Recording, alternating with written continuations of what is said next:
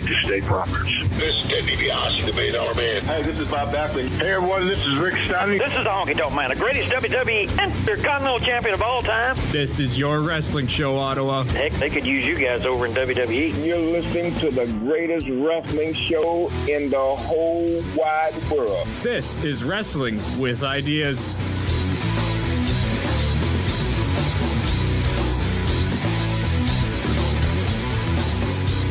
Welcome inside the CKDJ studios for Wrestling with Ideas right here on CKDJ 1079 Ottawa's New Music. I'm the man they call Gibby, Zach McGibbon, and something different we're trying here.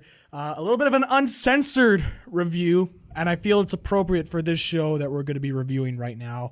Of course, I'm joined by the Mean Street Rossi, Marco Rossi, for this show. Yeah, and Marco. after that, I might be the demoralized Demoralized. Rossi. Wow. But thank you very much for having me again, man. It's always fun shooting the breeze with you. There you go. So trying something a little different here. We actually just finished watching Joey Janela's Spring Break 2. This took place over WrestleMania weekend, and it took place in the middle of the night in New Orleans. And before we even get into this show, I showed you the promo videos that they put together to hype up the show for the big matches. Let's start off with the Matt Riddle versus James Ellsworth promo video. Yep.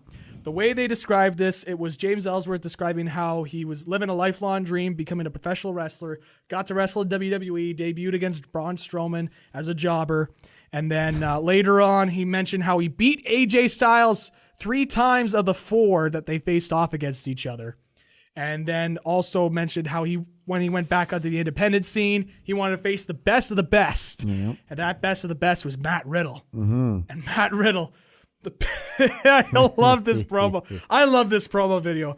Matt Riddle's like, do I have to face James Ellsworth? Are you fucking kidding me, bro? I loved this. Yeah, it wasn't too bad. It was, James Ellsworth standing in front of like a bunch of wrestling memorabilia, kind of setting the scene. And there was a nice little Bret Hart jacket that you pointed out. I like that. Yeah, that was a nice jacket. And Matt Riddle points out during this is like, he signed with WWE. I don't know how. I guess that's why the ratings are down.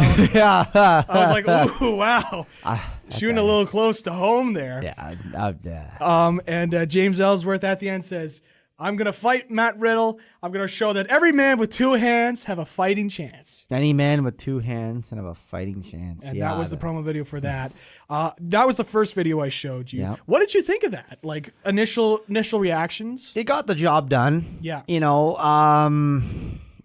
Unfortunately, it wasn't like rah kind of whatever, just because Ellsworth seemed like he doesn't have like a gimmick or anything. He's just kind of him. Yeah. And then, he's currently the intergender champion that he's doing. He's doing an Andy Kaufman. Yeah, he is. Yeah. Right now on the independent. I was expecting to dress up like Andy Kaufman too, but no, was it Matt Riddle? I find it hilarious because he's got that like laid back sort of like stoner-esque attitude. I don't know if he was or not. I'm not saying, well, I don't know, but he smokes a lot of weed.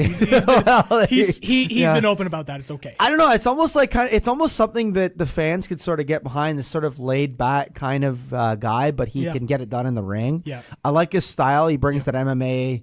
I know we're going to talk about that in a bit, but he's got that sort of that MMA background, and he throws you around. He puts you in holds. I really like Matt Riddle. Yep. So and the promo was funny. I'm not honestly. I hate to sound like an old like fuddy duddy, but at this point the cat's already out of the bag. I prefer the old school. Yeah.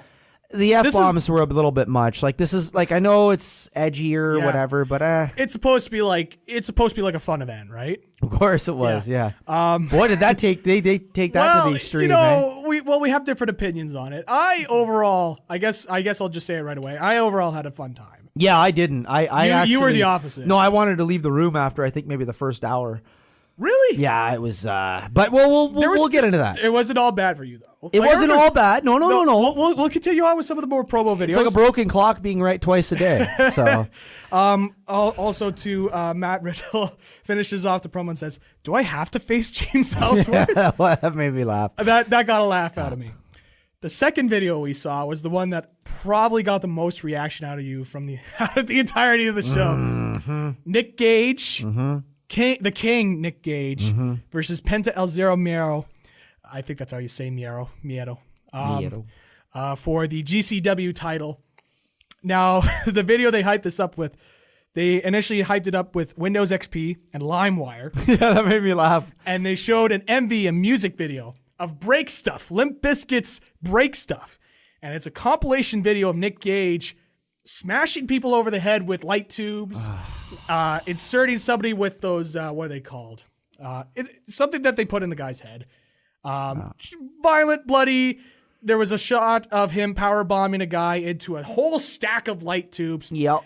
And Nick Gage swore probably every sentence during this promo. Broken glass everywhere. What else was there? Was a barbed wire spot I saw. Yeah, there was a barbed wire spot. Throwing guys. Oh my god. Throwing guys into the barricade. A lot of people are big Nick Gage fans. Right. A lot of people like that character because he's very committed to it. Boy, is he ever. Even if he risks life and limb. So the way they played this promo as well was they showed that a virus was coming in. The Penta El Zero Miedo virus. And Penta didn't say too much. He said he was going to, fuck the guy up. Yeah. And so it was an interesting promo vid. You were violently shaking. I was violently shaking. I was cringing. Yeah. Of all the spots why? there. Yes. I don't get it. This appeal. With the hardcore, like too much. Too much. It was too much. Yeah. Oh, I can't say that I like it just because you're going to ruin your career. You're going to hurt yourself really, really bad. Yeah. People are going to become numb to this. Yeah. And then what do you have left? Nowadays a table spot is like getting the cold. It's a common thing. It's or somebody bleeding. They're like, oh yeah, look at him. He's busted open. It's no longer like, oh my God, he's busted open. So that was the second promo video. The third promo video we saw was for David Starr versus Mike Quackenbush, I should say. This is one of the rare Mike Quackenbush matches. He's very, very limited in terms of his wrestling, and usually when he is he like semi-retired? Pretty much, if not like 3/4 retired. But like even if he does come back for a match, it's usually for Chikara. David Starr was actually cutting a really good promo here about how he's traveled across the world, wrestled many different peoples, several different continents, different countries, and he does a bunch of interviews, podcast interviews, that sort of deal. And he says the one question he's always asked was, "What's your dream match?"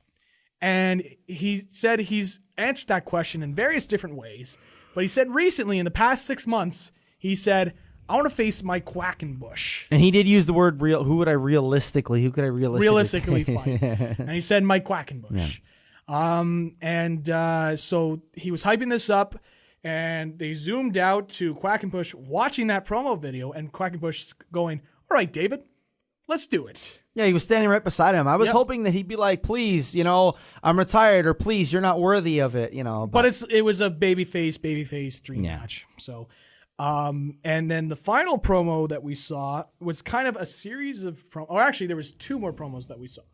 We saw as well the Joe Janela Great Sasuke promo with Janela looking at the Sasuke mask and screaming off in the distance. That was pretty cool, I thought. I enjoy. I don't have any complaints about the promo. That was a good. Even the production value for that was pretty good. I enjoyed it. And then the other promo video we saw was the video game announcement. That was great. You liked that? Kind of. I mean, like it was a little like silly. Yeah. I figured they were going to take a jab at Cornette. Yeah.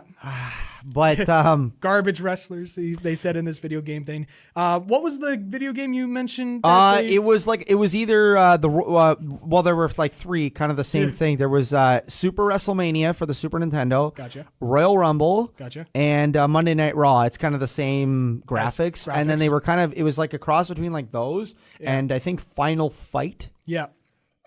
Which was hilarious because it had like guys like simulated like from those games, and then they were like, what was it, like Jannetty came out and Glacier was in there because he was in the Joey Janela Spring Break show last year, right? And there's a funny story about that too. Sean Ross Sapp did a great interview with Joey Janela talking about all the problems that happened with the first show, and apparently Glacier didn't want to put over anybody. Oh, really? Or something like that. Oh, my goodness. And apparently they were going to have Dink the Clown there, but Dink and his buddy, I I'm trying to remember. Dink didn't show up because I think he was having a bar drinking festival or something. And so he no-showed the show and beer drinking competition or something like that. But it was hilarious. But actually, I think that may have been Gilbert. I'm not sure. It was one of those two. It was either Dink or Gilbert. Okay. But just kind of goes to you. You didn't hear too much about this spring break show. And during this video game thing, they showed Marty Jannetty, Glacier. They had a nice little prank for Leo Rush. No one is truly ready for Leo Rush. Oh yeah, the tweet that got him in trouble. They showed like an older Leo Rush, or was that another one? That's another promo. Okay. We'll get to that later. Okay. But so eventually it led to the video game unlocking of the announcement of Walter versus PCO. Yeah, I thought that was quite creative. I liked it. And one of the things that came out of that was PCO decided to create his own promo videos for this. And so he would be in a gym, and it was cut the deck. And he's got these massive, massive biceps. And he just ripped the deck of cards, all 52 of them, just ripped them in half, and then said, "Is this good enough?" And then the guy with the there was a guy wearing like sunglasses the whole time that was like big beard. Yeah, he didn't even say anything. He just looked at the camera. Yeah. He didn't even go. There was more of those videos, but I just want to show you one of those. Yeah. It got him a lot of internet fame from it because it was crazy, and he's still doing them now to promote matches. What a career revival for Pierre Carlin, eh? Isn't it ever, man? He was here at Great North Wrestling doing that sort of stuff, and now he's got a bigger stage, and now he's gotten a ton of bookings. And we'll talk about that match later too as well. I love Pierre Carlin. I know that we talked about this off the air. I don't remember if I've mentioned this on the show before. Whenever I used to play fight with my friends, the cannonball, that was my finishing move. That was your finishing move? Yeah, I love the pirate character, even if it was a little hokey. I thought it was great. His feud with Bret the Hitman Hart was tremendous. For the jacket, yeah. So, yeah. Anyway, go ahead. Let's go straight into this show now. Please, let's Joey do it. Janela's Spring Break 2. They opened up with this video package, and it was an older Joey Janela, and it was a parody of the wrestler. Yeah. They had the wrestler music playing, and it was Joey Janela at indie shows taking signings and bookings, and someone comes up to him with a Joey Janela Spring Break DVD and says, "I loved your work in this," and he signs the DVD. And he's in the car with his valet, Penelope Ford, also aged as well. And it's like, what are you going to do? You're going to do another one? That sort of deal. And they go up to an older version of Leo Rush as well and saying, you want to do this again? Because last year's show, Leo Rush was at the first spring break, and he fought Keith Lee. Right.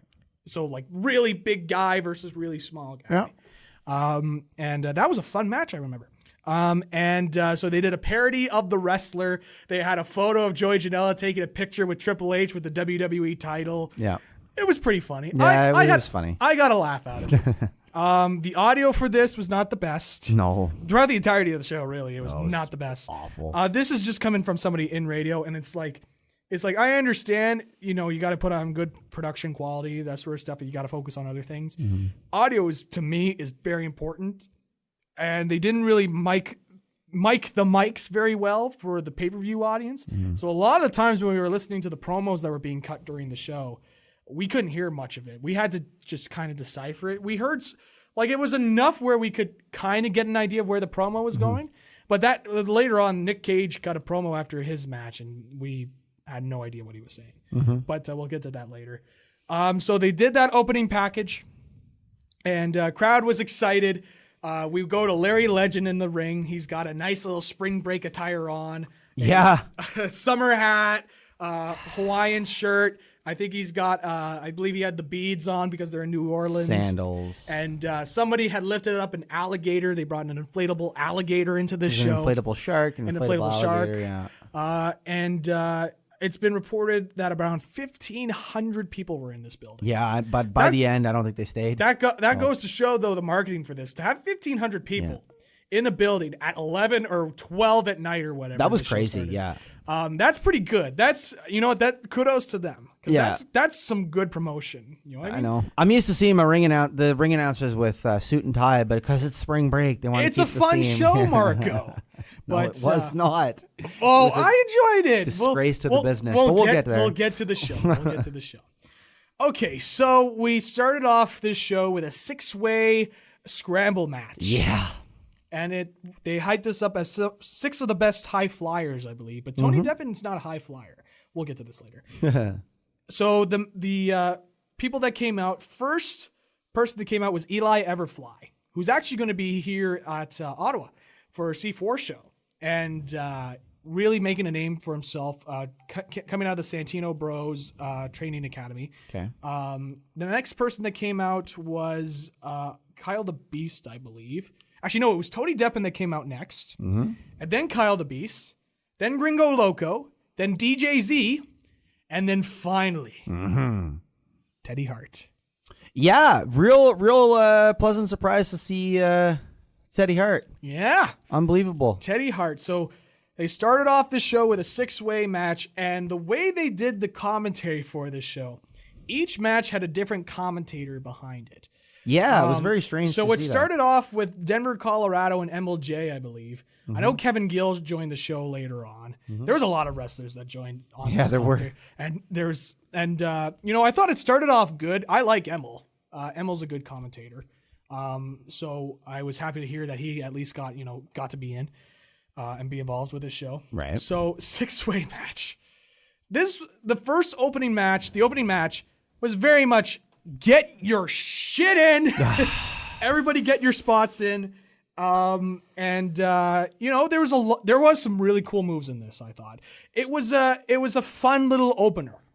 It was garbage. You didn't like it. It was the drizzle and shits. You did not like it. I thought it was a fun little opener. No. There was a lot of spots. I understand. There were some spots where it was a little too long, and the match was a little too long as well.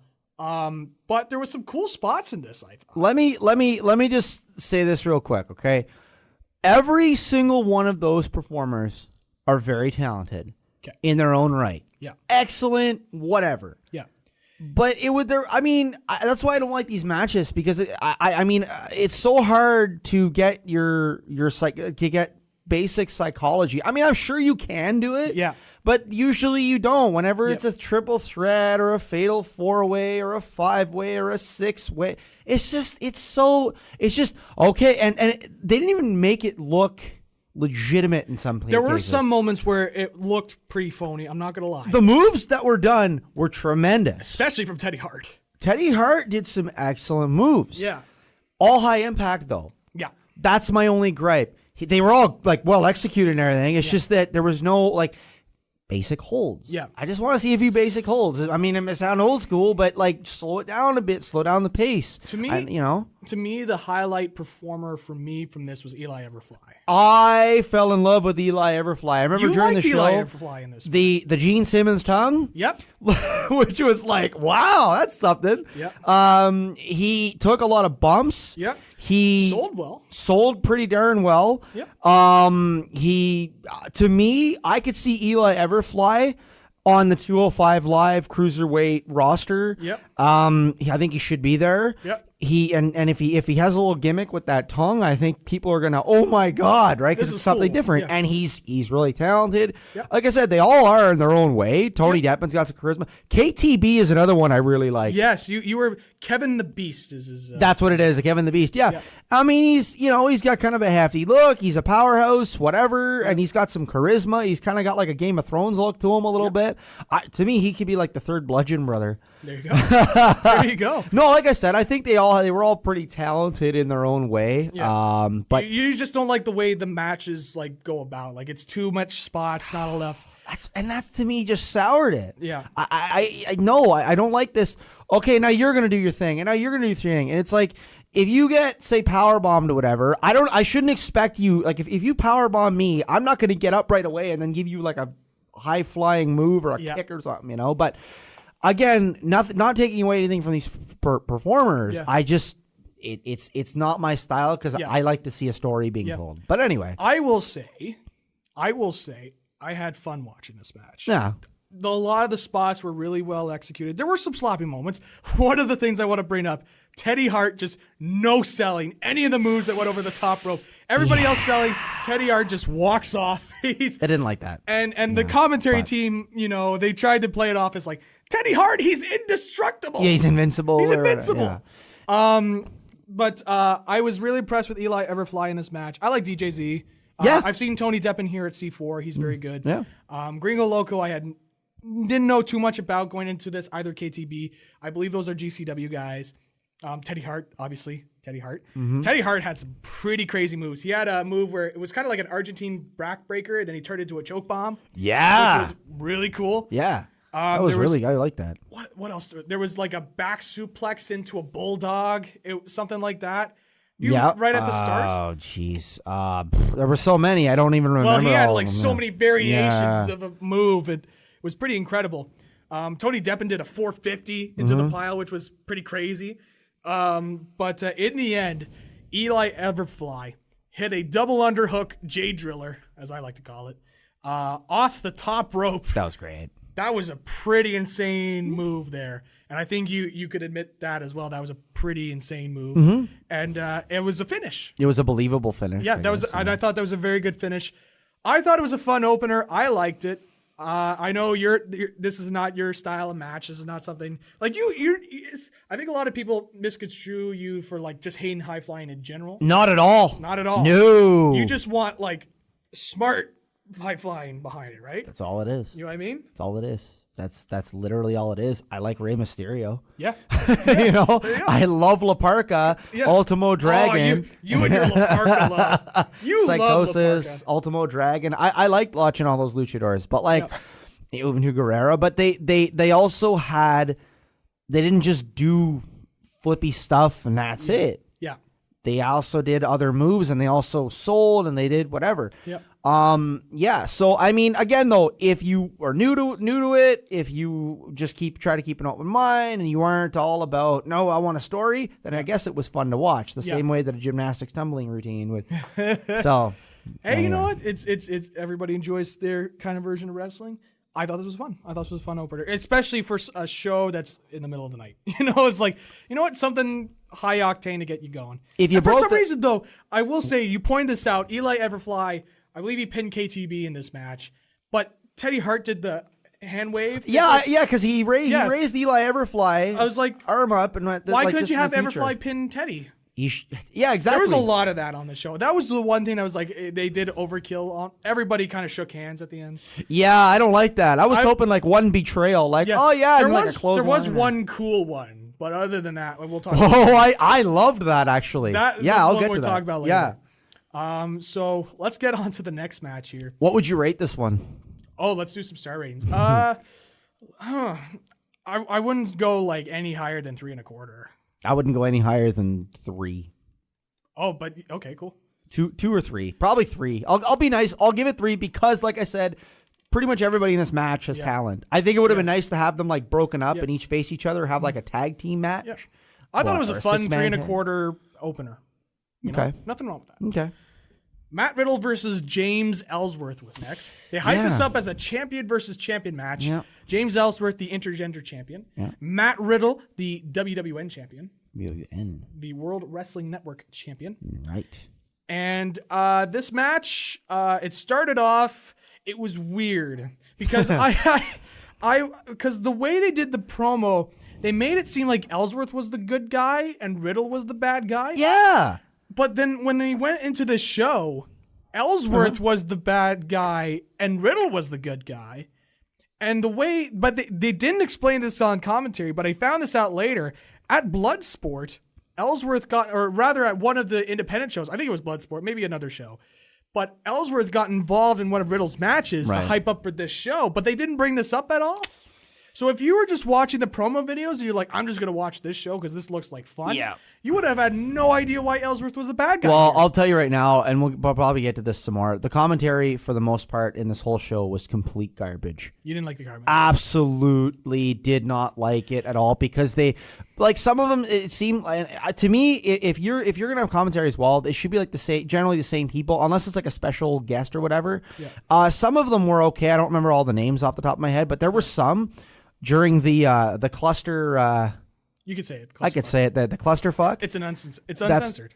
Uncooked, uncut, and uncensored. Like Monday Night Raw from '93. There okay, you go. Good. Yeah. What was I going to say? The guys during the clusterfuck. Hopefully they're never able to go towards a live mic again. They were terrible.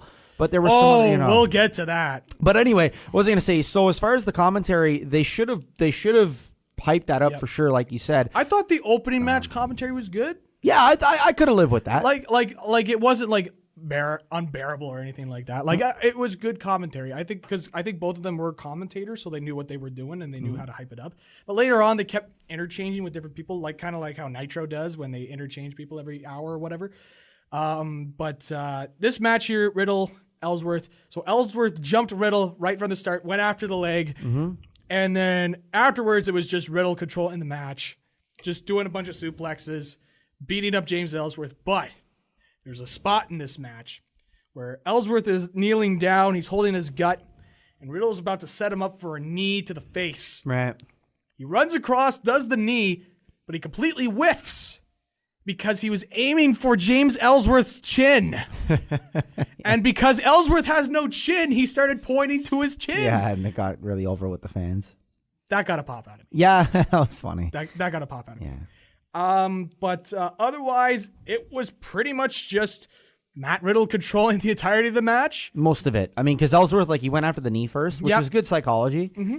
I thought the match should have been longer, but like, I thought this was appropriate because I don't know how much Ellsworth can actually, like, I don't know how good of an in-ring talent Ellsworth is because they kind of really just kind of limited to short matches. That's all I've seen Ellsworth for, so I don't know if it's because... Yeah, I'm not a fan, but I love Matt Riddle, and I think like 6 minutes even would have been fine. It would have been acceptable. But so the length of this match was 3:37. Yeah, could have been even 5 minutes. 5 minutes. But I think it was appropriate. I didn't think Ellsworth was winning at all, but... I just found it weird how they promoted it as one thing and then it ended up being a switch. But, you know. Unless, I mean, you're more familiar with this than I am. Is Matt Riddle generally a heel or is he a babyface? He's or was more it like babyface. Maybe that's what, maybe. A lot of people cheer him when they see him. So maybe they were anticipating a big cheer. Or maybe there wasn't a heel face dynamic that maybe we were reading too much into it. Maybe Matt Riddle's just a cocky good guy. We probably are. I know I am. I know you are.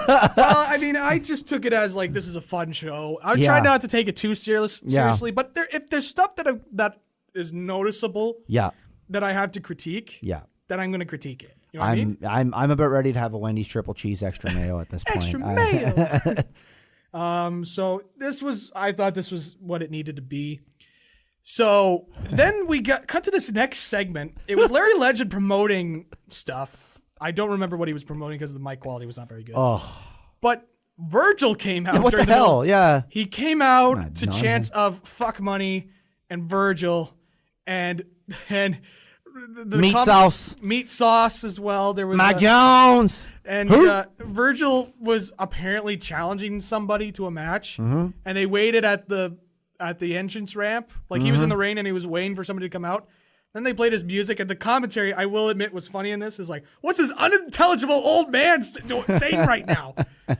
Can somebody get him out of the ring? He didn't. Like, I don't know what he said, and then he smiled, and then they just kind of looked at him, and then he just walked off, and Larry Legend just kind of looked across. And was like, our next match. And then Larry Legend's the ring announcer. Yep. He had a smartphone recording him. Is that professional to me? Virgil was like, that didn't bother me. I mean, and considering what kind of show it was, it didn't bother me. Well, it didn't.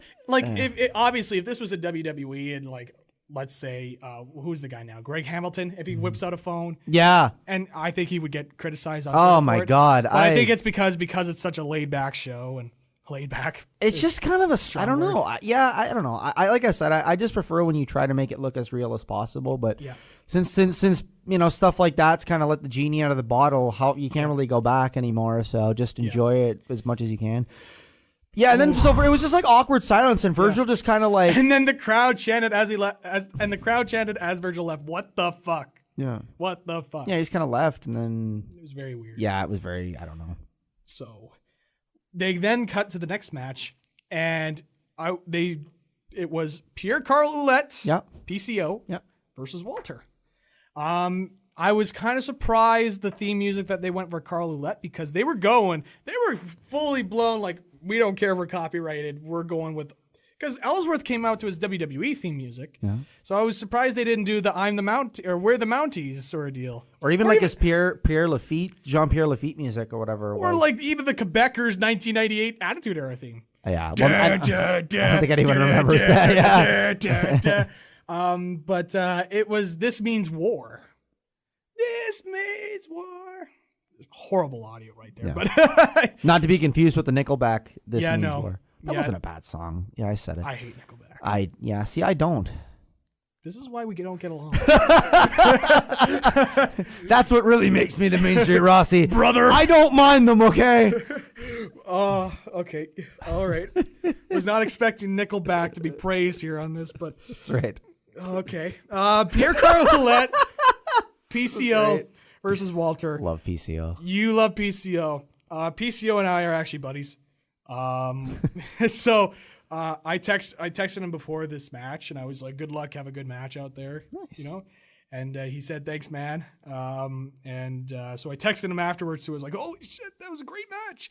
He's like, "Thanks, man." It's like I had this opportunity to showcase what I got, and I was happy with the way it came out. Yeah, you're texting PCO. Look at you moving on up. There you go. Look at that. He's in great shape at his age. He was very, very good 50 shape. 50 years old. Good for him. I could tell you PCO was super excited. This is from actually talking with him. Super excited about this match. He was super hyped up. Yeah. And Walter, you don't know too much about Walter. No. Walter is fan-freaking-tastic. I love Walter. Great wrestler. He's part of Ring Comp in WXW. Tag teaming with Timothy Thatcher, who's also a great wrestler.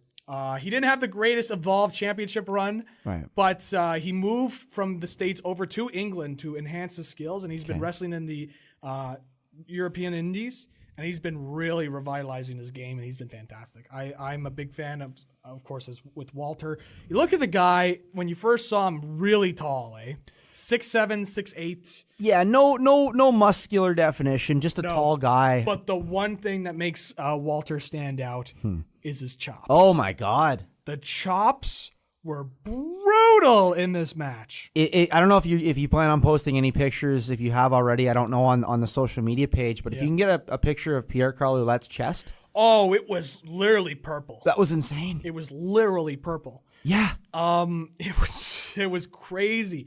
This match, unbelievable. This was a great match. My second favorite match on the card. Your second favorite match on the card. This was a great match for me. It's very much up there with my favorite match. Mm-hmm. It was either this or the next match we're going to be talking about here. That was the match after the next match. That was really, really good. I really enjoyed this. Yeah. But I think I like this more because the crowd was fully invested into this. And there was just some great moments of this. So Pierre-Carl Ouellet is 50 years old. Mm-hmm. Best shape I've ever seen for a 50-year-old guy. His biceps, massive. Yeah, he's all a right. big dude. So Walter at the start of the match says, "Listen, Pierre, you've done a lot for this business. You could go ahead and leave. You know, to give you one last chance. Yeah, I'll give you one last chance." Nice little heel dynamic. I think you enjoyed that. I did. I was the first to say, good, I like it. It's old school. Yeah. And PCO gave him the suck it ordeal. And then they went into this match. And boy, a lot of stuff happened in this match. A lot of chops by Walter. PCO very much more than handled his own in this. You could tell that over the years he's kind of changed his style, I think. I mean, some of the high spots he did, I was like, why, Carl? You don't need to do this. But he pulled them off. He pulled them off. I was cringing because I thought he was really going to hurt himself. Yeah. Doing the split-legged moonsaults and the moonsault off the top rope onto the outside. That one scared me when I saw it live. Yeah. I thought he hit his head on the apron going down. Yeah. This match was great. I really liked this match. I don't want to complain too much about it. I think it was okay. I thought Walter was very good in this. Yeah. Pierre-Carl Ouellet was the standout from this for me though. He did an top rope senton. He did suicide dive, didn't he? The suicide dive. Yeah. He did the split leg moonsault. He did a moonsault. Guy was crazy, man. And he did a Finley roll into the split-legged moonsault. Yeah, the Finley roll, I like that. Oh my goodness!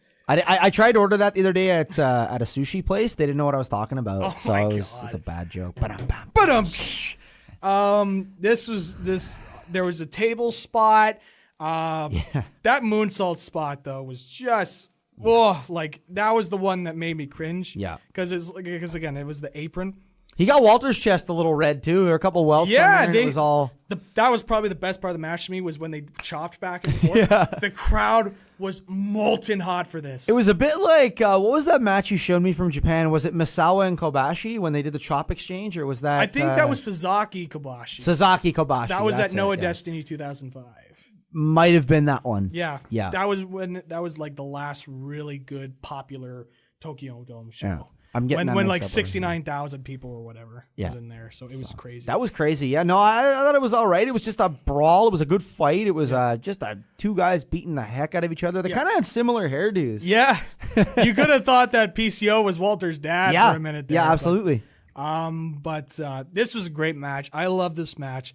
But before we get into more of it, here's some cool little audio for you. We actually interviewed Pierre-Carl Ouellette on episode 100. This was literally like a couple days after this show. And we talked about this match. So we're going to play that audio now, just kind of going through his head on what was going on with the match. And of course, we talk about that moonsault as well. You came out as really the biggest star out of WrestleMania weekend. You had that insane match with Walter. Just go through the process as well and just what went through your mind facing Walter and the competitor that Walter is. I got there the day before.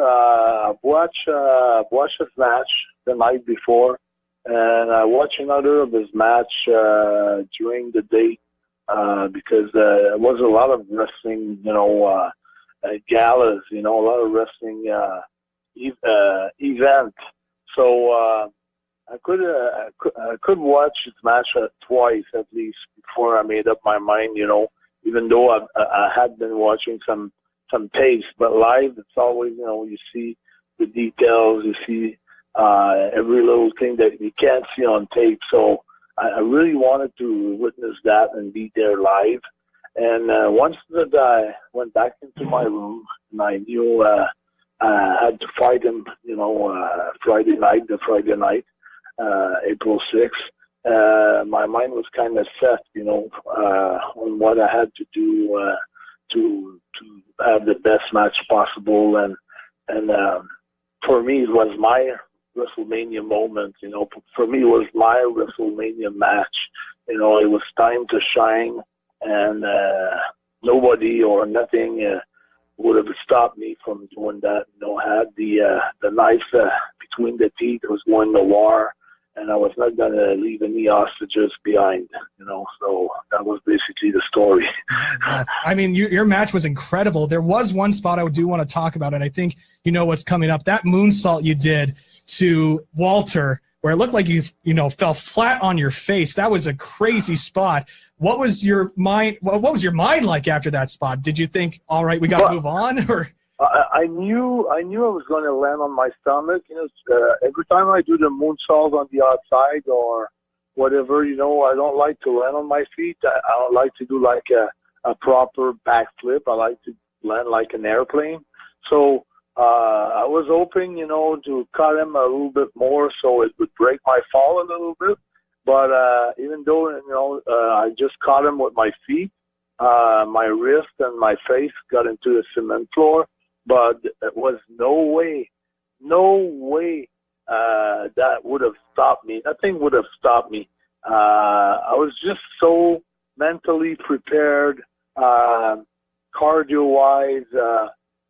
Every element of my game, had worked on so hard during all the events. Every weekend I was working prior to that Janela spring break too.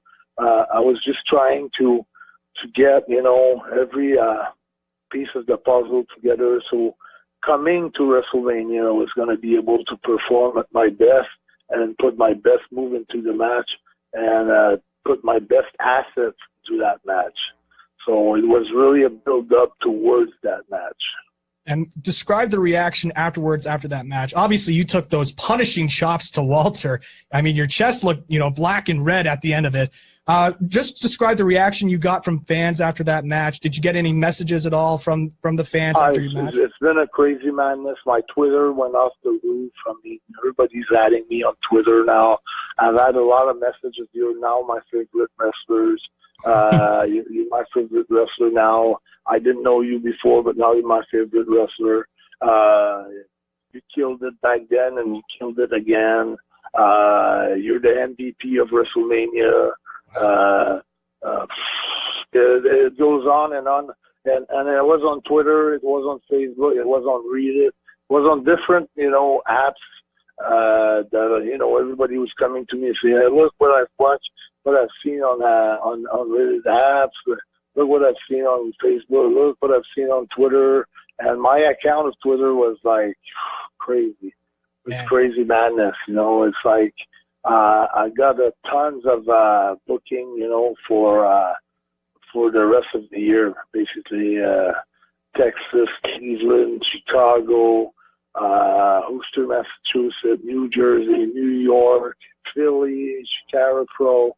I mean, after that match, like, everything went berserk, and it's just been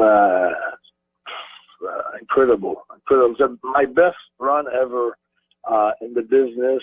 I'm saying that because, I had good runs before, but I wasn't happy as I am right now. I'm really enjoying every bit of it, every single moment of it, whether it's tough, whether it's fun, or whatever is the moment, I just enjoy everything, I'm having a blast, and I feel like I can be in the ring, and I never felt like that before, and get my passion across my work, letting the people know how passionate I am about this business and how passionate I've been through my whole life about this business, but I didn't know how to get my passion through my character or through myself.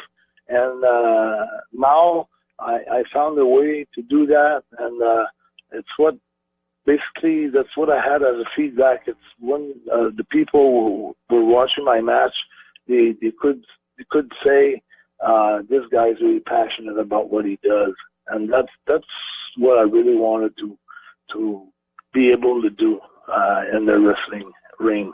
So I'm really, really happy to be able to come across as a passionate guy, as someone who would risk his body, put his life on the line, so to speak, and I'm not putting any brakes on anything, and just go all in, and just go for, putting everything, leaving everything there, just having a blast and not thinking about, I should have done that, I should have done this, I was not intense enough, I was lacking intensity, or I was lacking this or that, like when I came out of the ring, I knew I left everything there, and I had a good feeling about myself, and that's the way I want to wrestle every night.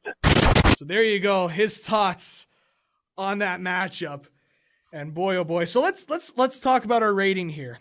How would you rate this match? Because the Riddle-Ellsworth match to me was just 2 stars. Well, first off, I marked out when I saw the cannonball. Yeah. Because again, that was the finisher that I used when I was a kid, and I Yep. loved it because it was like, you don't have to arch your back like the swanton. It's just a somersault off the top rope. So the fact that he still pulled that off at 50 is unbelievable. Yeah. The match in terms of star rating, I'll give it maybe maybe I was gonna say between like a 3.5 and a 4. Yeah. Probably a 4. It seemed a little slow at parts, but like at the same time, he's 50. Yeah. I'm not going to expect, I wasn't even expecting a lot of the stuff that he did. So I'll be nice. I'll give it a 4 because I enjoyed it. I don't mind seeing 2 guys beating the shit out of each other. I am also giving this a 4 star. Okay, there you go. I'm a little bit tougher on the ratings, I guess, but it's like I looked at it, like this is a solid 4 star match. This was fantastic. So let's go on to the next match here. You already know. Yeah. Penta El Zero Miedo versus Game Changer Wrestling GCW champion Nick fucking Gage. Mm-hmm. I'm interested to hear your thoughts on this because Nick Gage has got a lot of people behind him. Mm-hmm. A lot of people like Nick Gage, and the thing with Nick Gage, there's a lot of talk. Obviously, you're a Jim Cornette fan. There's no hiding that. Yeah. Cornette has gone on to talk about Nick Gage before and how how Gage in the past has broken into. He went to prison for breaking into banks, bank robberies. Must have missed that shoot. I'm gonna have to look that up when I get home. But he's out of court, he's out of jail, and he's wrestling again. They try to hype this up on commentaries like he's paid his debt to society and now he's trying to rebuild his life. And I'll give him that chance. By beating the shit out of people with things. Interesting. with things with glass and light tubes and hey, so you got to get the aggression out somehow. Might as well do it in a wrestling ring. This match, I was actually kind of excited for it because I knew that Nick Gage would beat the crap out of people, and Penta El Zero Miedo, big fan of him. Mm-hmm. Love the character. I like the look. Recently Impact World Champion. I know. Yeah, crazy. And then spoiler alert for the Impact Wrestling. Oh yeah, oops. Lost the title at the tapings. All 12. Back to Aries. I'm sorry. For like 2 weeks. So he held the title for like 2 weeks. You're only gonna make like 12 people angry. I know. I shouldn't make fun. I really like competition. Again, every time I hear WCW or I listen to Tony Schiavone's podcast or Bischoff's, I die inside. Yeah. But one of the things as well. About this match, it was your standard hardcore match. There wasn't anything like glass tubes or light tubes or whatever, yogurt tubes, whatever. There wasn't any of those sort of tubes in this match. But there were some doors. Yeah. Although it was really just like planks of wood. Like door or plank of wood. Well, yeah, whatever it was. You worked at Home Depot. Were they wood or were they doors? They seemed like wood to me. But this match, it was a good hardcore match. There was a DVD through the door at one point. Nick Gage dived over the barricade into Penta El Zero Miedo. There was one spot in this match where Nick Gage is laying down on, I think it's the ring announcer's table or the timekeeper's table or whatever. Timekeeper's table. And then they put the broken door on top of him. Oh, and he's holding it. And then Penta does the elbow and he really tries to drive in. But it was an I am the table moment and didn't break. The table didn't break. I laughed. Other than that, I thought it was a fun little hardcore match. Nothing crazy. I've seen better hardcore matches. Yeah. It was a fun little match. It was a nice little match after the PCO match. It's hard to go after that PCO match with a hardcore match. But I thought for what they were able to do, I thought it was good. I thought it sucked. I don't like this style at all. It was just annoying to me that oh God, they're going to hit him with this now. You're going to hit him with that now. I think what was like the best move? The Falcon Arrow? Falcon Arrow by Nick Gage was really good, actually. Yeah. It's just not my style. I don't like it. It shortens careers. It doesn't. I'm sorry, but I know some of the fans were into it, and that's their prerogative. Yeah. I just don't like it because I think that kind of thing just numbs people to violence. And so if they were to see blood or see people get hit with furniture or like chairs or whatever or get thrown through a table, it's no longer going to be a big deal. They're going to want more and more, and it's just more tables, more chairs. And they're being bloodthirsty. More Inferno. It's like why? Why do you? I'm sorry, I don't understand. If you're good enough to perform without that stuff, do that. And you can do it. But maybe I just sound outdated and old school. But then what did he do? He got on the mic after the pinfall. Oh, star rating. Star rating? 2. 2? Wow, okay. I thought it was 3 1/4. Not at all. I thought it was a nice little hardcore match. Not at all. The fact that this went almost 10 minutes, Yeah. and the Matt Riddle, Steven Ellsworth match, Steven Ellsworth, James Ellsworth, you mean? I'm sorry. My apologies to my friend Steven. I'm so sorry, buddy. Stonewall, if you're listening, I'm very sorry. That was a slip of the tongue. There you go. Love you, buddy. Oh my God. Well, if I ever get a ball hockey team going again, he's not going to be my goalie anymore. Yes, James Ellsworth, no relation. Yeah. And if there is, that's a double apology. Wow. Yeah, no, 9:38 I think this match was. I think it should have been reversed. This should have been like maybe 3 or 4. This was terrible. And you didn't like this. I thought it was good. I thought it was a fine hardcore match. No, they both have charisma, I'll give them that. But especially Penta El Zero Miedo. Mm-hmm. I like Penta. I'm a big Penta fan. There was with a power bomb through the door. Yep. There was the DVD, the Death Valley Driver. What's the finisher, Gage? You choke breaker? Yeah. Choke breaker. Yeah. It's kind of like one-handed choke breaker. Put him on the back. I thought that was kind of cool. There was like a little bit. It could have less. been. I think it would have been better if it was a lighter opponent because Penta's a big guy. So and Nick Gage isn't like. He's not the biggest guy in the world. Please don't kill me, Nick Gage. Penta seems like he's a bit like La Parka type or Ultimo Dragon, where you can use him in the cruiserweight division, you can use him anywhere else. Mm-hmm. But it's I don't know. It wasn't really my style. It was cool to see a Penta driver though. That was nice. But Gage cut a post-match promo. That was stupid. We couldn't hear him. Yeah, I know. Because the sound system, the audio was not very good. Yeah. They kind of just relied off the echo from the arena. All I heard was Nick Gage saying he was going to fuck people up. Yeah, and he called somebody a pussy. Yes. Like, come on, pussy. And then he was like, he'll meet you out at the parking lot. Yeah, and he was chummy with some of the fans that liked him, and then the other fans that didn't like him, he was kind of... Gave the bird. Yeah. It's like, are you a healer? Are you a babyface? Maybe he's the anti-hero. I think he's the anti-hero. He's probably anti-hero. Yeah. It was kind of weird. Yeah. Well, I mean, he robbed a bank, so he's tough. Yeah. Next, he's gonna find Jesus. Maybe they'll put that into a gimmick. I don't know. That could be a hell of a gimmick. Although the King, Nick Gage, born again, Nick Gage. No. Yeah. I don't want Nick Gage to listen to this and kill us, please. Because that guy, the hardcore matches, I don't want to mess with a hardcore match wrestler because they know what they're doing. Oh, I'm not denying he can't fuck me up. I just wish he'd do more wrestling and less, because furniture he had the can't nice sell. Falcon Arrow though.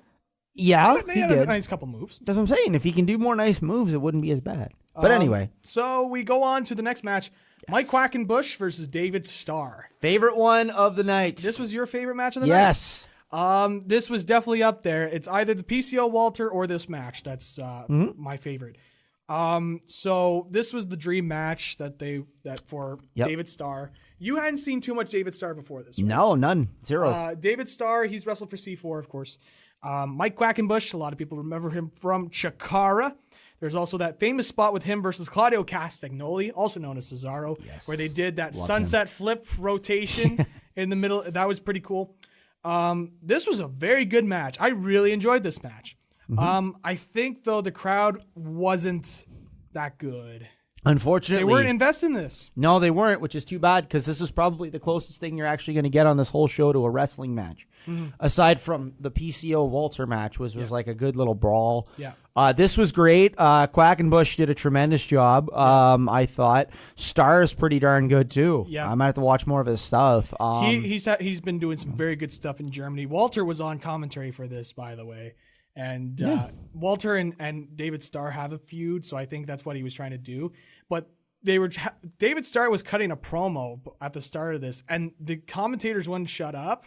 Like, I'm fine with commentators being like, "Oh, what a heel," but they could not shut up.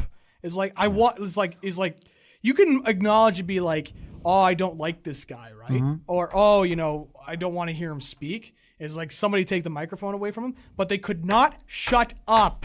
I wanted to hear what he was going to say. That upset me a little bit. Yeah, oh, by the way, especially with because the microphone ability, going on pay-per-view, was bad in the first place. Yeah. So literally all we heard were the commentators get this fucking guy out of here. Yeah.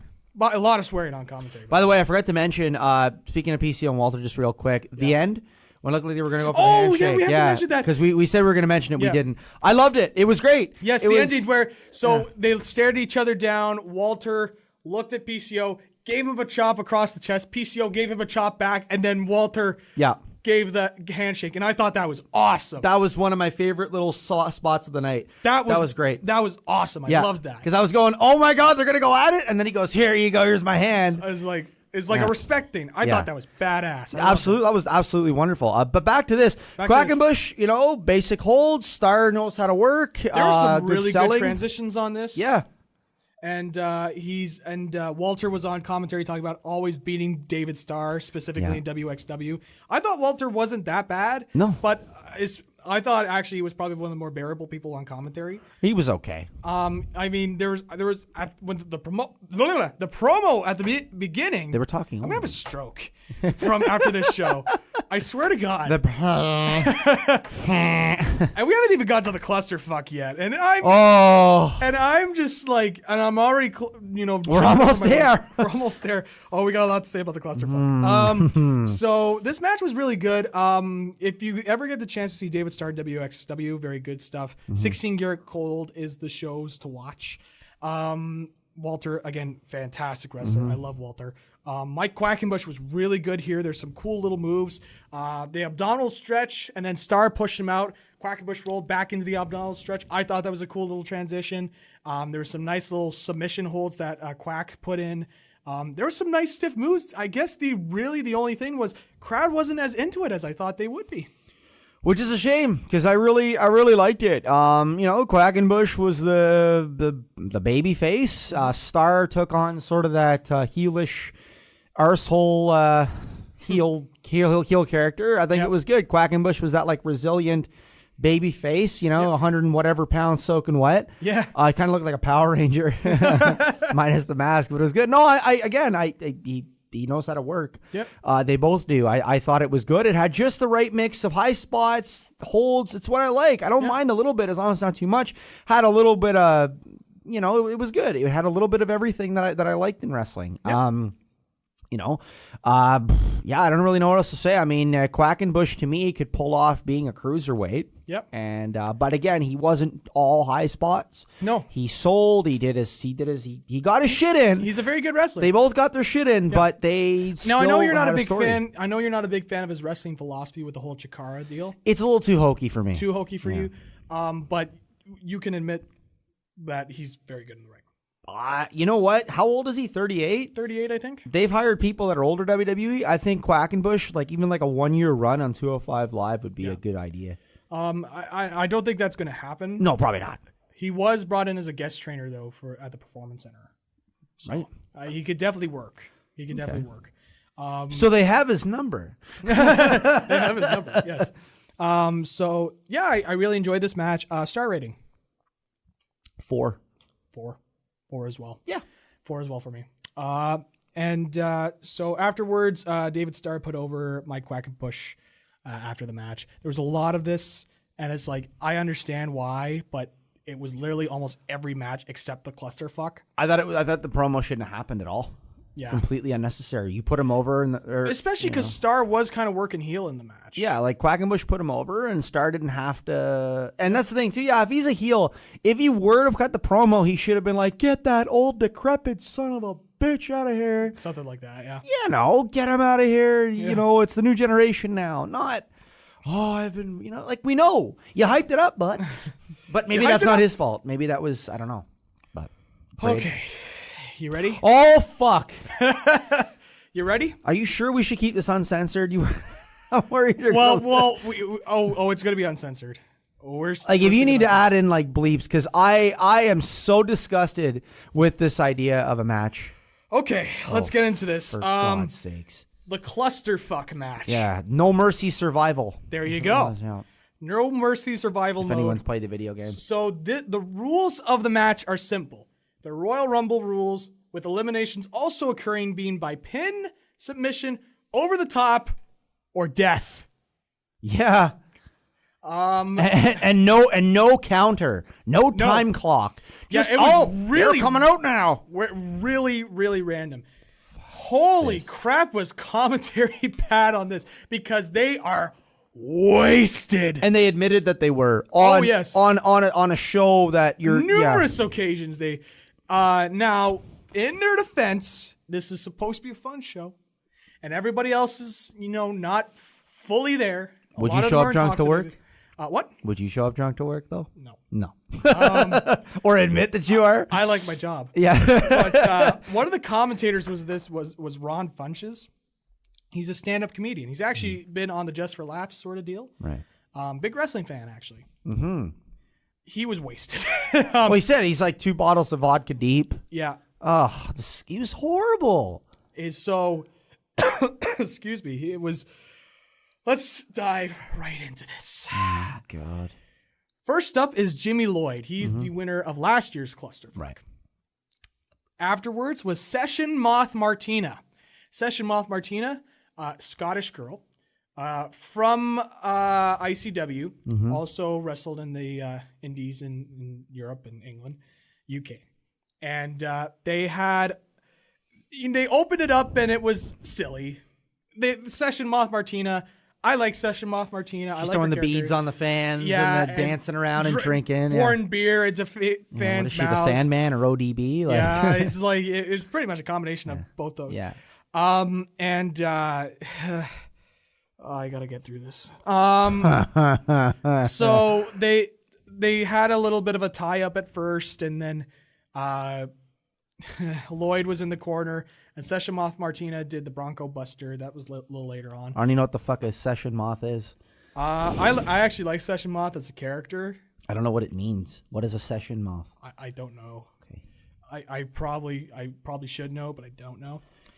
Let's go third person out just almost immediately. The Calvin Klein model lookalike there. Orange Cassidy comes out. Nothing orange about him. Not Now even his hair. his gimmick is that he takes his time with everything. He's from Chikara.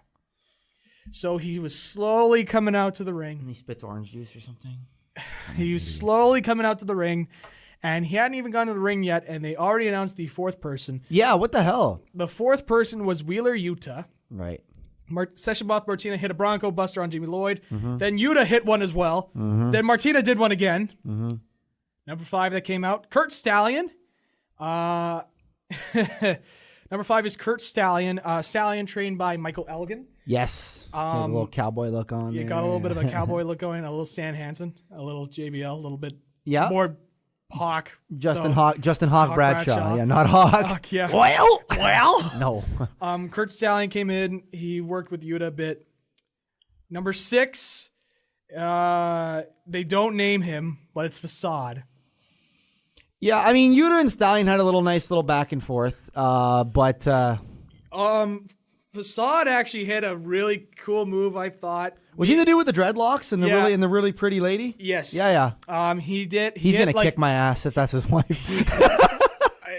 He did a twisting 450, which was kind of cool after walking across the ropes. I thought that was really cool. Yeah, no, I like him actually. I thought he was pretty good. I didn't think we were kind of confused because we thought he already went in the ring, but I remembered he actually got on top of the apron and then got up, and so he technically wasn't eliminated. Yeah, I thought he was. I was like, he's over the top because he came back later on in this match. Yeah. So whatever. It's a clusterfuck. It's a clusterfuck, my friend. We can't judge it. Commentators didn't know who this one. He then eliminated Kurt Stallion, so we didn't get to see too much of Kurt, but he was picked up by Ring of Honor a bit. He was part of their top prospect tournament. To hell with the commentators. Like, they were dropping too many F-bombs for my liking, and they were making fun of everything, and no. Yeah. Number 7. No. I came out in this clusterfuck. You did, yeah, your doppelganger, yeah. Hornswoggle came out in this, sorry. The crowd didn't I'm just reading the notes. It's like commentary are completely wasted. Oh yeah. He started hitting German suplexes on everybody. Hornswoggle / me. Because that's believable. I hit a bunch of German suplexes on people. And then number 8, you hear him call his name, and it feels like home. When you call his name, it's like a little prayer. You're down on your knees, Marco. He wants to take you there. I don't care if he wants to take me there. I'm getting off the bus. Grado came out. Yeah, not a fan. And Swoggle came in. He tried to do a German suplex on Grado. And then Grado attacked him with his belly. Yeah. He did. It was essentially like a freight train. He just kind of ran right into me / Swoggle. Anybody though who has the balls to come out to Madonna is kind of that good for him. But it got him over though. Yeah, I'm just not a big fan of the style. He's hugely over in Scotland for ICW. He's from Scotland, eh? Yeah. Yeah. Okay. Yeah, fair enough. Oh, he's from Scotland. Yeah. So number 9, Kikutaru. Right. And Kikutaru, he did. This made you burst into laughter when you saw this. Oh yeah. So he went to the top rope. He grabbed Grado's hand, I believe. Does the rope walk? He did the rope walk, and then he did the rope walk, and then he slipped and he crotched himself during this. And you burst into laughter. Yeah, this. because I wasn't sure if like that slip was purposely done or if it was just a work, but I'm pretty sure it's a work. I mean, because Kikutaru's a comedy character, so. Okay, yeah, I laughed pretty hard. And then he had a shirt, Buffet Club instead of Bullet Club. I'm like, is this a real? Is this a rib? Yeah. Oh, yeah. Is this a rib or the? Yeah. Ribs. So he did the rope walk. Number 10. It was kind of confusing at first because nobody was coming out. Then we realized number 10 is the Invisible Man. Invisible. That pretty much solidified my hatred for this entire match. He ran wild on everybody during this. Everybody took bumps for the Invisible Man. He tossed Kikutaru, and then he made Hornswoggle / me submit. Yeah. He made me tap. The Invisible Man made Zach McGibbon tap. Yeah, how's your arm? Hornswoggle. Yeah, how's your arm? My shoulder's not feeling too great. Your rotator cuff. Yeah, rotator cuff's a little bit off. Get up from under the table. Oh, you already are. Number 11 is Joe Gacy. Right. CZW guy, but apparently he had a falling out with CZW as far as I know. Not hardcore enough. I guess. I don't know. He ran wild for a bit. Number 12, Earl Cooter. He actually had a tryout for WWE, I believe. Right. And, he didn't make it. But he looked like Dolph Ziggler. He looked just... The commentary team noticed that as well. It's like, who is that? They went, who is that? It's Dolph Ziggler! Like, I don't know who the fuck that is. And then one guy went, it's Dolph Ziggler, and I laughed. Number 13. Fuck the Invisible Man. I'm sorry. Chris Dickinson. He came out smoking a cigarette. He had a mask on. He came out to Real American. That pissed me off. I'm like, I know it's not Hogan, so who's this jabroni? And then he comes out with like American flag pants. Yep. Like, and then he burns people with like a cigarette, and he's like, you're an idiot. So, Facade took him out. Dickinson fired back, eliminated Facade. He then tossed Jimmy Lloyd, and then he powerbombed Wheeler Yuta to the floor for the elimination. Yeah.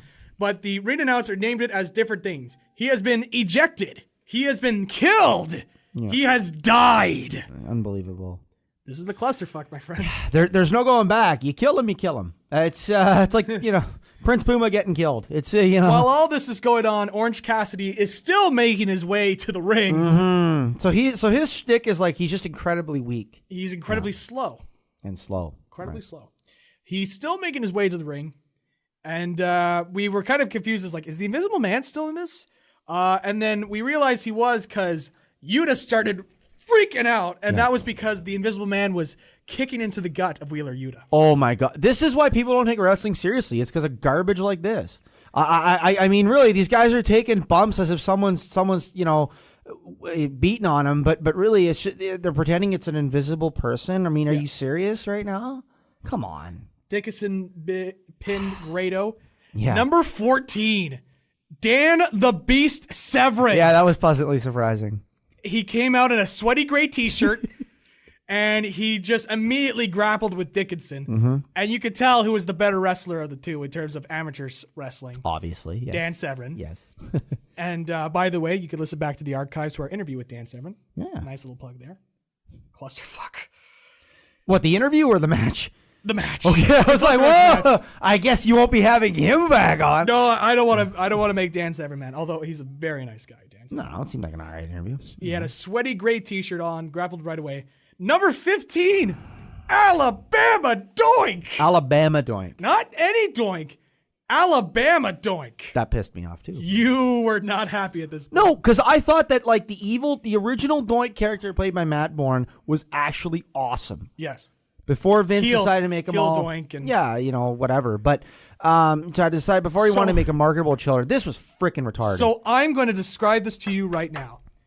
Alabama Doink attacked Dan Severn at Joey Janela's Spring Break 2 over WrestleMania weekend in 2018. I could just see the fire in your eyes from this. And then what would the commentators say? Severn fortunately tossed him. Then Dickinson tossed Severn out, which made me upset because I wanted to see some more Dan Severn. Yeah, I mean, he's also what, 58? Yeah. Yeah, there's only so much he can eat. The poor guy's going to do. But at the same time, he was at the clusterfuck, he was at Spring Break last year, facing Matt Riddle, and actually a very good match. Yeah, he put Matt Riddle over. Yep, put Matt Riddle over. What did the commentators say? What's the difference between regular Doink and Alabama Doink? Oh, he's sleeping with his cousin. Oh my God. Number 16, Ricky Shane Page. Yes. Another guy known for some of his hardcore moves, but a good wrestler. Yeah. I've seen him at C4. Nice guy. Yeah. Dickinson attacked him. Number 17, Marcus Crane. Mealy blows a spot. So Dickinson powerbombed him. Yeah. Number 18 is two masked guys. Yeah, we never got their names, did we? They didn't say who they were because, you see, commentary made note that they had no notes.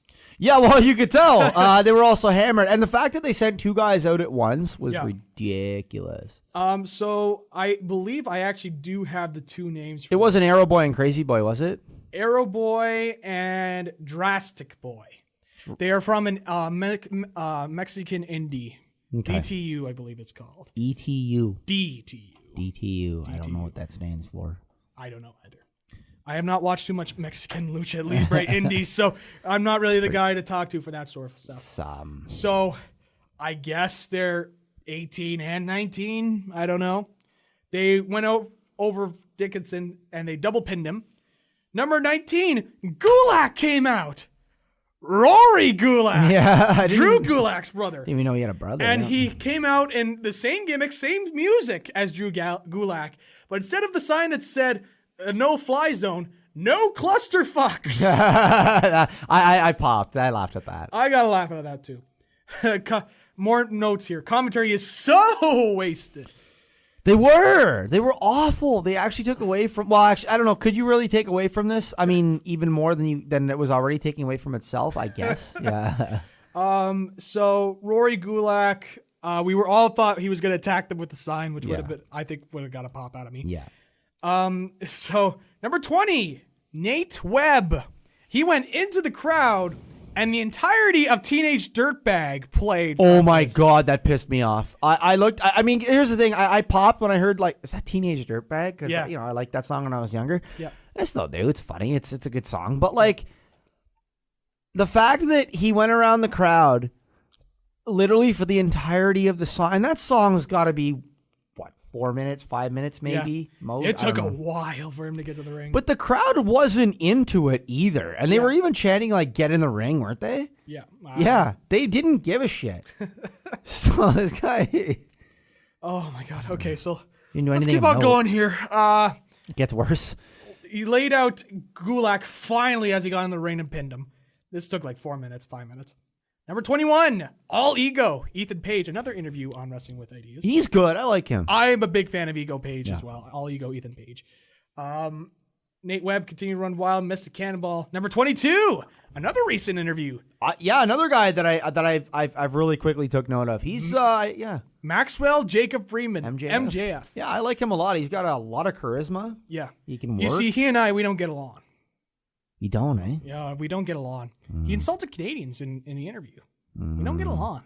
What a shame. It's unfortunate. What a shame. He called me a peon during the interview. Called you a peon? Yeah. Unbelievable. MJF and I don't get along. I'm sure you just got off to a bad start. Well, you know what? He and I, we argued back and forth, and he said that Putin wasn't good.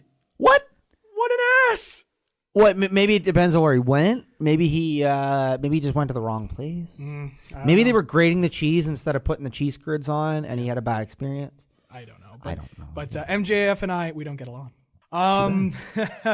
Ethan Page and MJF tossed the two masked guys, Drastic Boy and Arrow Boy. Yes. And Ricky Shane Page is back, also not eliminated. MJF rolled him up, eliminated him. Session Moth Martina is back, pulled a condom from her pants and used it as a mandible claw. That was awful. She was either going for like a mandible claw or like the cobra or whatever. I think it was a mandible claw type deal. Yes. And like, I thought she'd been eliminated, but when she pulls a condom out of her pants, I said, this is ridiculous. Get this out of here. And then Paige rolled her up. She's gone. Orange Cassidy finally made his way to the ring. Yep. He fires up as only he can. He orange juice miss That was disgusting. MJF and Paige. Yeah. He hit a double choke slam. Cassidy went up top and falls to the mat and then got pinned. But afterwards, the pin he furiously kicked out. But too little too late. Yeah, that was really hokey for me. I didn't care for that at all. But. The Invisible Man fires up, worked over Paige and MJF. Jimmy Lloyd is still there and pile drives the Invisible Man. But you see, under the Louisiana State Athletic Commission, you're not allowed to pile drive people. So the commissioner disqualified Jimmy Lloyd from the match for the pile driver. And then Ethan Page attacked Nate Webb. He and MJF cover him for a 2. So they did this tag team sort of deal. Like a divide and conquer strategy? Or no, they were double teaming, yeah. Yeah, and then Page and MJF attacked referee Bryce Remsburg, who's actually a very good referee. He fires up, runs wild, hit a scoop slam on MJF, I believe. MJF then low blows him and tosses him to the floor. And you asked at that point, you asked at this point, was he in the match? Oh, yeah, no, because I wasn't sure, right? Because the referee gets in on it. Yeah. Apparently he's a former wrestler, and he starts doing spots, and I'm going, is he in the match too now? Because it is a clusterfuck, so it wouldn't have surprised me. I figured one of the announcers was going to get in on it too. And then finally, the last entrant into this, out of all the people you could possibly think of, but who were to come out but fucking Mikey Whipwreck. Mikey fucking Whipwreck, ECW legend. Yeah. He was the final person in this, and he could still work. Yeah. He gained a couple pounds along the way. He was a bigger guy, but he could still work. He shaved his head bald. Yeah. He was. I actually liked Mikey in this. And Me too. And then MJF went up top. Whipwreck tossed Page into him, and then Webb then pinned Ethan Page. MJF cuts off the whippersnapper, hits a splash for the elimination. MJF then eliminates Webb. But just as MJF thinks he's won it, the Invisible Man comes back into the match, rolls up MJF, and gets the victory in 40-10 of a match. Complete a pile of steaming dog shit. This match doesn't even deserve 1 star. It doesn't deserve half a star. If there's like a negative rating I can give it, this is just complete garbage. 0. Negative 11 if that's a number. 11. Like, it's a dud. It's a dud. Yeah, as some websites would probably call it, to be a dud. This was garbage. And I joked with you, and I noticed you kind of looked to the side when I said it on purpose. I said, for God's sakes, could you imagine if the Invisible Man won this? And I watched the show beforehand, and I was like, sure enough. I was like, oh boy. It was horrible. This Invisible Man thing is like almost as like it's actually, I don't know if it's worse or just as bad as like wrestling an inflatable doll. But let me tell you this. Do you think it lived up to what its billing was as a clusterfuck? Well, yeah, it did. Because it was a clusterfuck. But the fact that this was booked as a good idea, like, oh yeah, we can have a fun show, but this was still stupid. I just think the whole thing was stupid with the Invisible Man. I mean, if they took away the Invisible Man thing, it would have been less bad. At least that would have been a step in the right direction. That was just idiotic. What are you doing? Why? How do you put over nothing? What? I don't understand. Where do you go? How dare you call the Invisible Man nothing? What? Hey. Yeah, he's a person. She is a person. I never thought the most appropriate term would be seeing is believing, especially in terms of the Invisible Man. But what? You can't see me. I know. You can't see me, no. Ridiculous. So yeah, the Invisible Man won this thing. You gave it a dud. I gave it a star. A star. Why? Because Mikey Whipwreck could still work. Well, yeah. I liked MJF and Ethan Page. They knew that it was silly, but they played their roles well. And there were a couple of genuine laughs out of me. And that's what I think the clusterfuck was meant to do. But it was not a match that I would go back and watch. Okay, so you gave it at least a star. You didn't give it like 2 stars or anything. No. So Oh, no. I'd give it. It was too long. No, the most I gave it was a star. I mean, I would have made it like 30 minutes, not 40. Yeah. I would have made it 20 minutes to be quite even honest. 20 minutes would have been even better, actually. Yeah, the Invisible Man, just absolute garbage.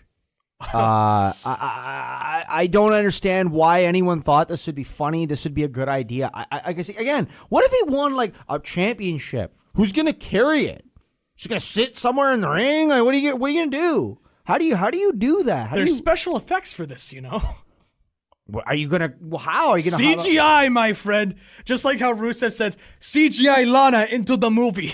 Yeah, you're gonna CGI a wrestler. Just no. So, let's get to our main event. After this clusterfuck, not a bad one. I think it was also a little too lengthy, but Joey Janela versus the Great Sasuke. Yeah. It was a little long. Sasuke looked really good. He repackaged himself too. Yes, like a Buddhist monk. Doing this like Buddhist monk thing, yeah. I thought the match itself, you know, again, hardcore match. A little too much. Too much. There were some good spots though. Again, I think it was a little too long. I think if they cut this down a little bit, it would have been a good it would have been a solid main event match. But it wasn't bad.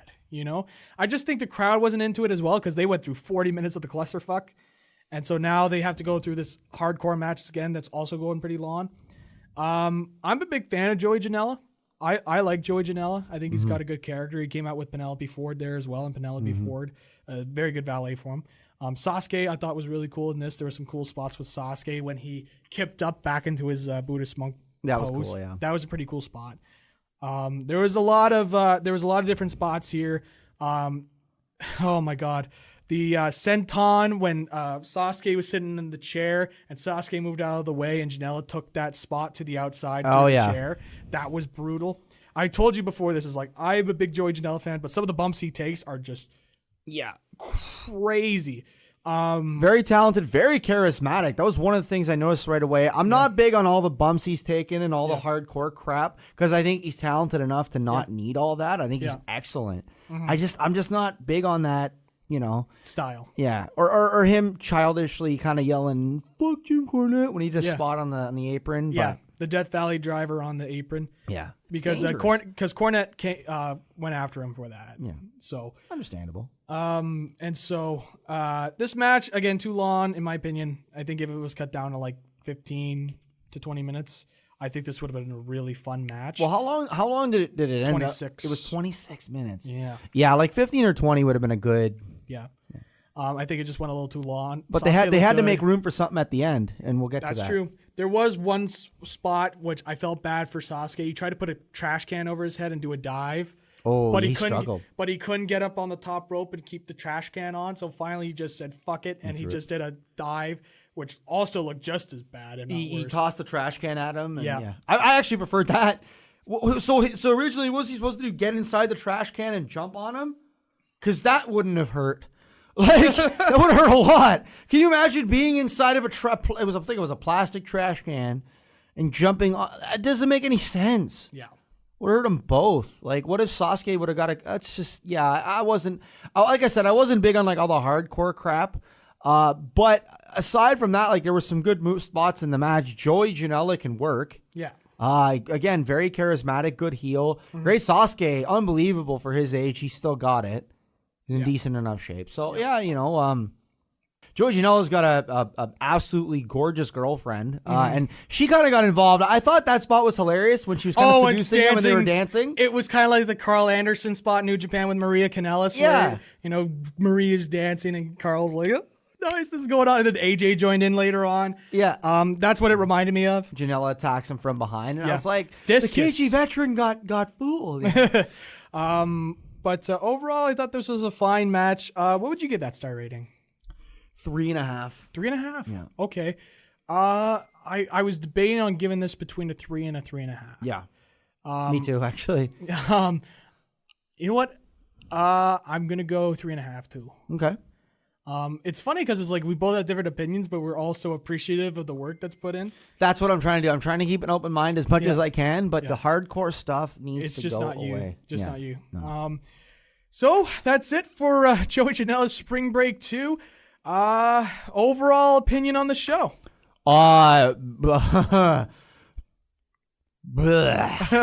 Just I don't want to see it ever again. Okay. Which is interesting because of some of the star ratings, but it's like it's not your style, right? Yeah, so and let's not forget that Sasuke and Janela as in a weird show of sportsmanship instead of, I mean, I don't remember if they shook hands or not, but they were singing "It's My Life" by Bon Jovi. I love that song. Oh yeah. Big Bon Jovi fan. Yeah. More you know. The more you know. Completely. You're also a Nickelback fan, so. Yeah, sort of. Some of their stuff I like. Okay, fine. I can get behind that. Their older stuff. Yeah. I know the fact that I like any of it, right? Yeah, no, I like Nickelback better when Chad Kroeger actually kind of looked more like a Cocker Spaniel. I like that one. But anyway, I am gonna get killed after the show by Nick Cage. Good thing I don't want to get in the music business or anybody in deathmatch wrestling. But anyways, go on. Yeah, and big props to Bon Jovi. I don't know if he still has that Soul Kitchen where you pay what you can. I love that concept. But anyway,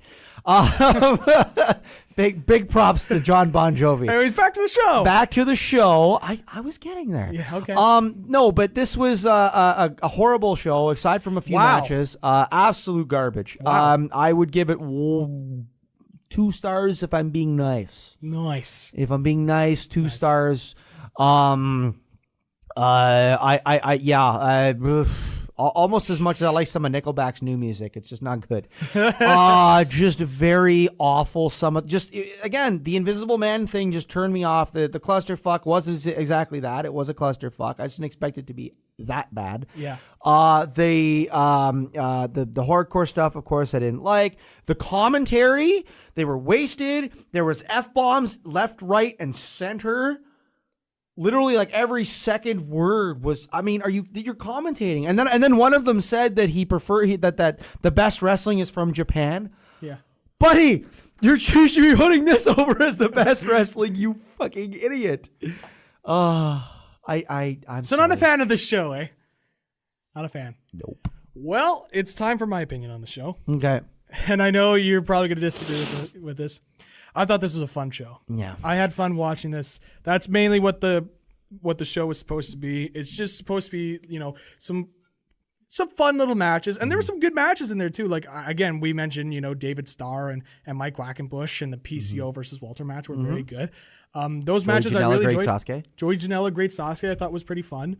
A little slow at times, but I thought it was, it was a good little hardcore match. Other matches were just, got the job done. Obviously, the clusterfuck was something else. There was some stuff with the clusterfuck I was like, this is too over the top for me. Yeah. Other moments I thought got a laugh out of me. Yeah. So overall, I had fun watching the show.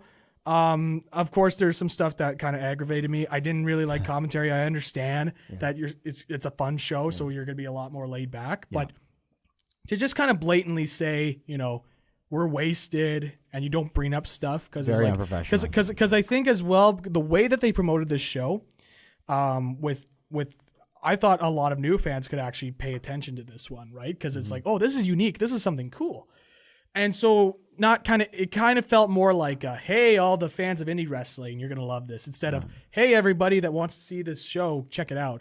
Because again, if I didn't tell you what happened with Ellsworth before the Riddle stuff, and you just saw the promo that was being promoted in this, would you not have been like super confused on what was going on? A little bit. So I think there could have been some better consistency deal, but overall I had fun with the show. I'd give the show a 3.25. Wow.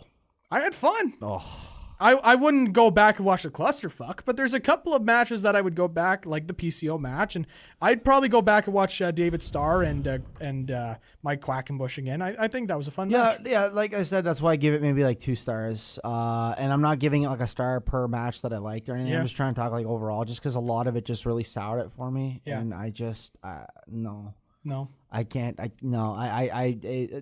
just didn't like that, a lot of it, and some of the decisions, and I also said that the commentary needs to help kind of accentuate the show. And for the most part, aside from some of the commentators that were trying and doing an okay job, some of it was just outrageously bad. Yeah. And it was so unprofessional. Yeah. But if that's what they were going for a fun show. But I was very disappointed with a lot of it. But like we said, there were a few matches that were bright spots, and that's great.